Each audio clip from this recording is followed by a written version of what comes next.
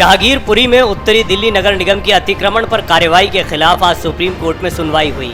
सुनवाई के दौरान दोनों पक्षों के वकीलों ने अपनी अपनी दलीलें दी। दलीलें सुनने के बाद सुप्रीम कोर्ट ने फिलहाल यथास्थिति बनाए रखने के लिए कहा और अगले आदेश आने तक जहांगीरपुरी में किसी तरह की कार्रवाई नहीं करने के लिए कहा है।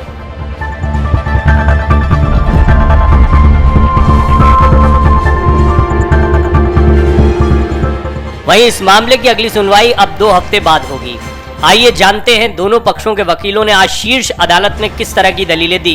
कपिल सिब्बल ने भी मामले में दलील रखते हुए कहा कि अतिक्रमण और अवैध निर्माण पूरे देश की समस्या है, लेकिन इसकी आड़ में एक समुदाय को निशाना बनाया जा रहा है। मध्य प्रदेश के मंत्री ने कहा कि अगर मुसलमान शांत नहीं हुए तो कोई रियायत नहीं दी जाएगी। कोर्ट को यह संदेश देना चाहिए कि यहाँ कानून का शासन है। जहांगीरपुरी में अतिक्रमण हटाने के खिलाफ सुप्रीम कोर्ट में याचिका देने वाले वरिष्ठ अधिवक्ता दुष्यंत दवे ने कहा कि यह मामला संवैधानिक और राष्ट्रीय महत्व के दूरगामी प्रश्न उठाता है। उनका यह भी कहना है कि यह मामला जहांगीरपुरी तक सीमित नहीं है। अगर इसकी अनुमति दी गई तो कानून का राज नहीं बचेगा।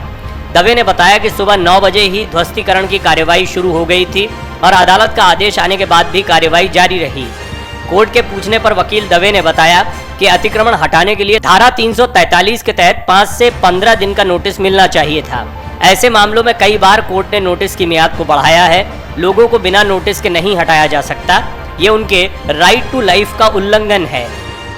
याचिकाकर्ता के वकील दवे ने दलील रखी कि दिल्ली में 771 कॉलोनियां हैं जिसमें लाखों लोग रहते हैं, लेकिन निगम ने एक ही कॉलोनी चुनी क्योंकि आपने एक समुदाय को टारगेट किया।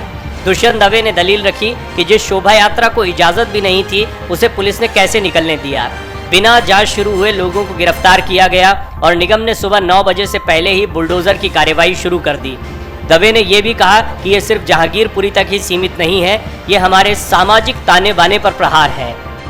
अतिक्रमण हटाने के खिलाफ जो याचिका डाली गई है, उस पक्ष के वकील दुष्यंत दवे ने पूरे देश में बुलडोजर की किस तरह से कार्यवाही हो रही है उसकी दलील भी कोर्ट में रखी। इस पर अदालत ने कहा कि आप पूरे देश की नहीं बल्कि जहांगीरपुरी की बात करिए। वकील दवे ने जब कहा कि जहांगीरपुरी में लोगों के 30 साल से भी पुराने घर और दुकान हैं, हम एक संवैधानिक समाज में रहते हैं, इन सब की इजाजत कैसे दी जा सकती है। बेंच ने दवे से ये कहा कि आप अतिक्रमण वाले मामले तक ही सीमित रहिए और ये बताइए कि नोटिस जारी करने के क्या प्रावधान है। अदालत ने तमाम दलीलों को सुनने के बाद कहा है कि हम अब इस मामले में 2 हफ्ते बाद सुनवाई करेंगे और तब तक जहांगीरपुरी में यथास्थिति बरकरार रखनी होगी। अदालत ने यह भी साफ किया कि उनका यह आदेश सिर्फ जहांगीरपुरी के लिए है, न कि देश के दूसरे हिस्सों के लिए।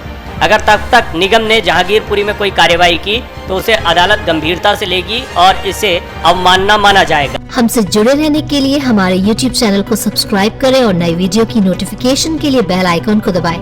अगर आप ये वीडियो Facebook पर देख रहे हैं तो लाइक जरूर करें और ज्यादा से ज्यादा शेयर करें। धन्यवाद।